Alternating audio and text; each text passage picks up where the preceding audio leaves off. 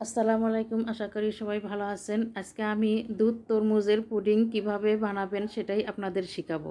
তরমুজের পুডিং বানাতে লাগবে আমার দুধ আর তরমুজ। এখানে আমি হাফ লিটার দুধ আগে থেকেই জাল করে ঘন করে নিয়েছি।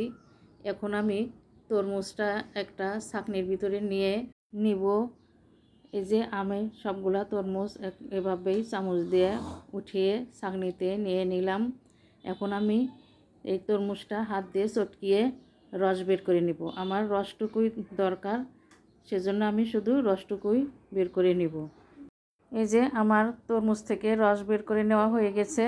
এখন যাব আমি চুলায় একটা কড়াই দিয়ে আমি দুধটা দিয়ে দিলাম। দুটো এলাচ একটু ফাটিয়ে দিলাম।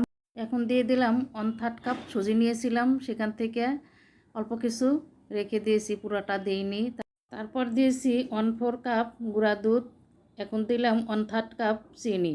তারপরে দিয়েছি স্বাদের জন্য সামান্য লবণ দিয়ে নাড়াচাড়া করতে করতে মিশ্রণটি যখন এরকম ঘন হয়ে আসবে তখন বুঝবেন মিশ্রণটি হয়ে গেছে।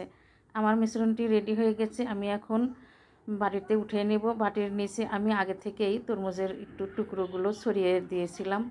দুধের মিশ্রণটা তো হয়ে গেছে, ওটা আমি রেখে দিয়েছি ঠান্ডা হওয়ার জন্য। এবার আমি তরমুজের মিশ্রণটি কিভাবে তৈরি করি সেটা দেখতে থাকেন। তরমুজের রসে ভিতর দিয়ে দিছি একটা এলাচ ফাটিয়ে, সামান্য লবণ, 1/4 কাপ গুঁড়া দুধ, সামান্য চিনি। যেহেতু তরমুজ মিষ্টি তাই এখানে মিষ্টিটা আমি কম ব্যবহার করেছি। এই তো আমার দুটি মিশ্রণ দিয়ে, দুধ আর তরমুজের মিশ্রণ দিয়ে আমার এত সুন্দর পুডিং হয়ে গেল। দেখতে যেমন লোভনীয় হয়েছে, খেতেও ভীষণ মজার হয়েছে।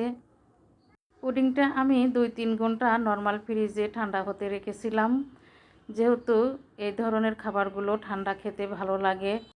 আমি এখন পুডিংটা ফ্রিজ থেকে বের করে এনে আপনাদের কেটে দেখাচ্ছি। দেখেন কত লোভনীয় হয়েছে। আমার পুডিংটা ভালো লাগলে লাইক, কমেন্ট, শেয়ার দিয়ে পাশে থাকবেন। আল্লাহ হাফেজ।